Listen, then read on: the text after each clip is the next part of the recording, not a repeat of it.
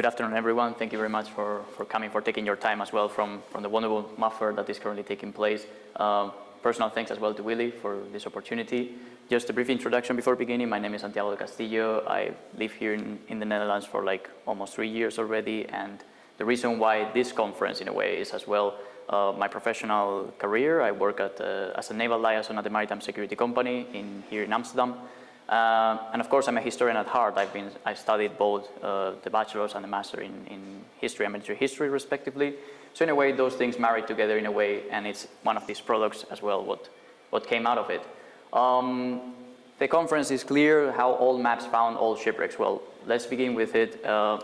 We think usually that like some of the maps that you may have in your collections that you see at the stores, like they can be, well, the typical treasure map that maybe it can lead to treasure, to some loot, to some, as the films portray. Well, it's a good fantasy, not always the truth. And I say not always, because maps have really valuable information, but it needs to be analyzed in a different way than just like, yeah, well, I have a map and definitely the X marks the place. That's not the case.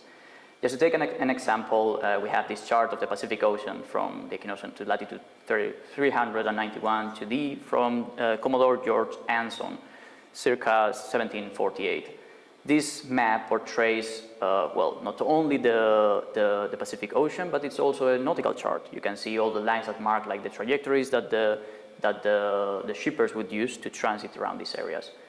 In particular, if we zoom in, we can see certain details that maybe do not lead to treasure. I will show you later on what it says, but it can provide us with certain clues of what may lead to some type of treasure.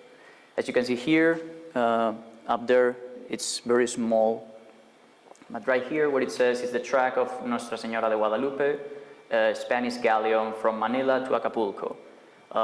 The reason why this is, and of course I can show here as well, which is the trail here, the trail of Commodore Anson's ship, which was the Centurion.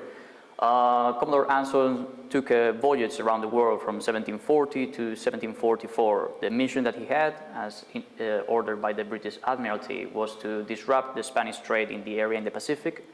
They encountered this Manila galleon, the Nuestra Señora de Covadonga, and they captured her. When he returned back home, Commodore Anson published this map as part of his trip memoirs in 1748. As you can see, it shows the traces of both ships, which could help us to perhaps locate them. Historical maps play only a small role among a whole conundrum of different keys that can help to find this treasure, these shipwrecks that we were mentioning before.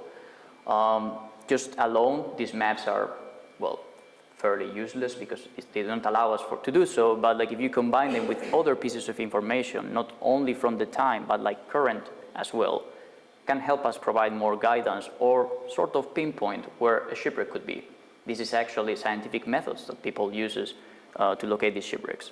We're talking about like not only the historical maps that we mentioned before, but as well the logbooks from the vessels that were traveling in that area, also of the vessel itself that got shipwrecked, third-party sources such as insurer information, archives from Admiralty official records, etc., etc. And of course, now we have the benefit that we can also use the modern data and technology, AIS, GIS, GPS, that can help us locate all of the different pieces of information. For this conference in particular, I wanted to bring you 3 exact cases, 4 shipwrecks, but 3 stories in this regard. We have on first place the HMS Erebus and HMS Terror that were shipwrecked in the Northwest Passage near Canada and the North Pole. The Ouida Galley, which is a pirate ship that was sunk in Cape Cod in Massachusetts, and the San Telmo in 1819 in the Antarctica. Let's begin with the HMS Erebus and HMS Terror, which were the vessels of Sir John Franklin's expedition in 1845 to discover or to try to find the Northwest Passage, which was a sea line of communication that connected the Atlantic with the Pacific. This was fundamental for trade at that time, so it was one of the big scientific discoveries of the time. 129 men on 2 vessels, the Erebus and the Terror, departed from the UK in 1845 to try to find this route. The disaster that happened afterwards, they were not expecting. They were actually in vessels very well developed with their own heating systems, a lot of resources that we will mention later on. However, these 129 men disappeared from the maps, from history, and they were not only recovered until, well, almost 10 years ago, in 2014, I think it was, and 2016 respectively. Both vessels were trapped in one island, the island that is called King William Island, in the ice in 1846, and they drifted with the ice southward, not able to free the ships from their ice trap. Of course, there was a time in 1848 that the crew decided to abandon the ship and try to find a way to sort of return, because it was impossible to free them from the ice. All of these men died at the time. Up to 39 missions were sent by the British Admiralty to try to find what had happened to this expedition. They had no information whatsoever what had happened. Only in 1847, right before leaving the ships, some of the crew left some notes about what was the expedition progress, what had happened to them, and that helped other crews to try to find them. And you may be asking, okay, what role play the maps here? Well, actually the maps that were drawn by the rescue crews that later on tried to search for these vessels was what actually helped later on in 2014 and 2016 respectively, to, of course, with a lot of different other resources, to locate these shipwrecks in the area that actually had been lost back then.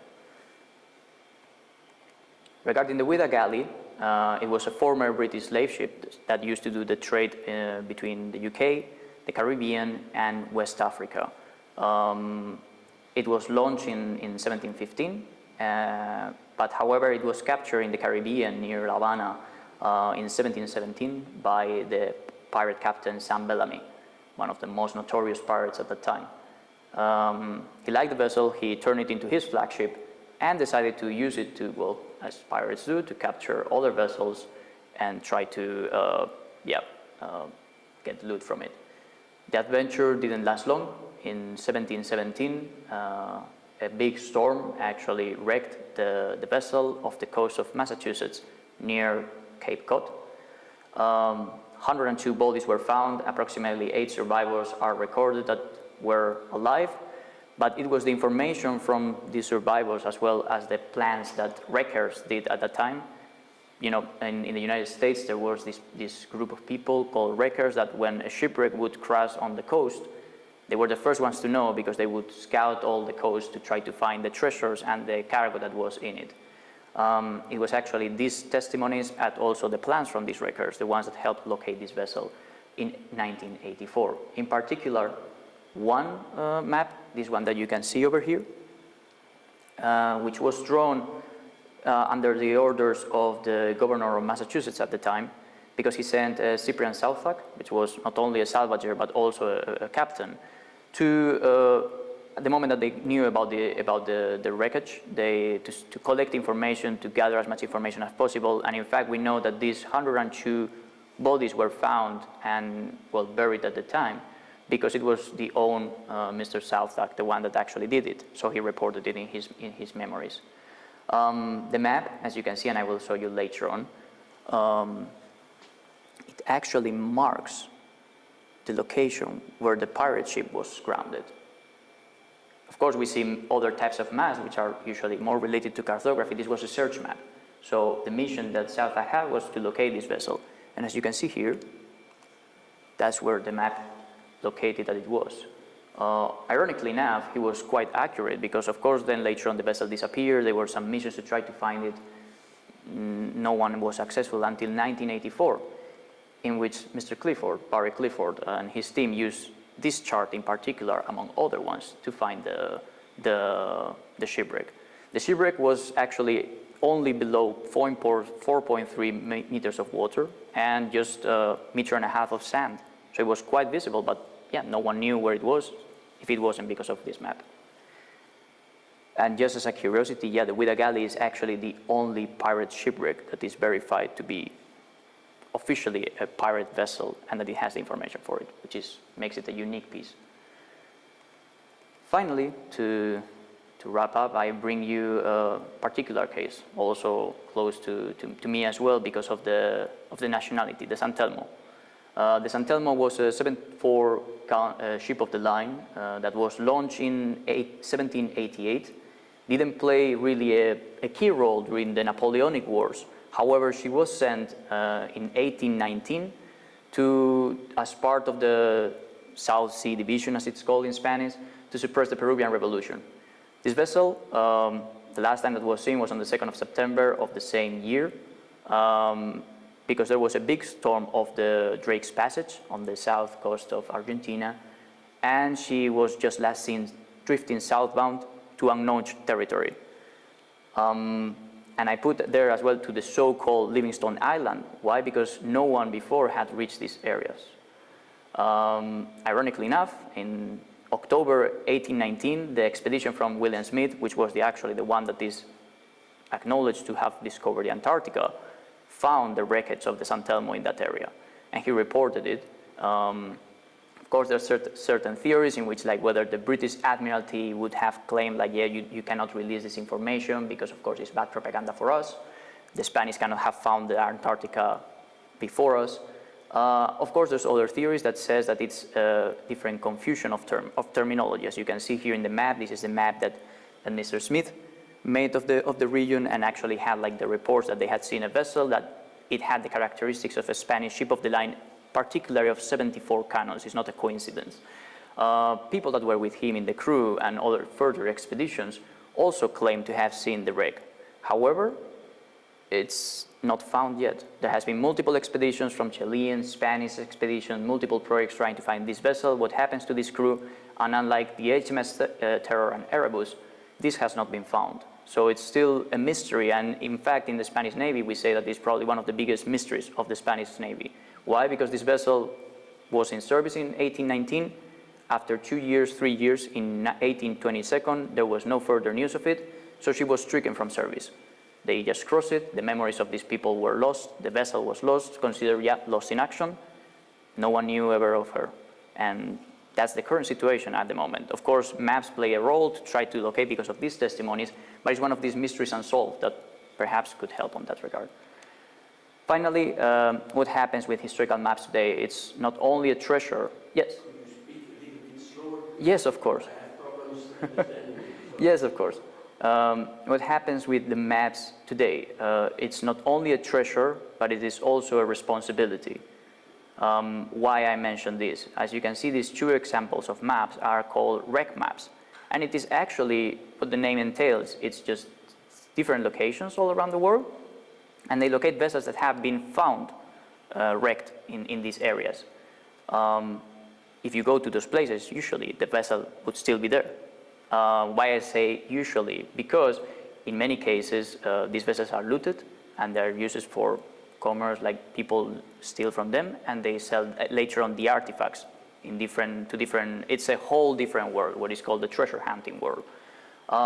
As map owners, there's not only like, well, the value that these maps have, but also a small responsibility in that regard. Because, as I mentioned, they cannot really like link you directly to the shipwrecks, especially like in general maps, but they can actually help to do so. So it's also a small responsibility, a small piece of responsibility for the preservation of our shared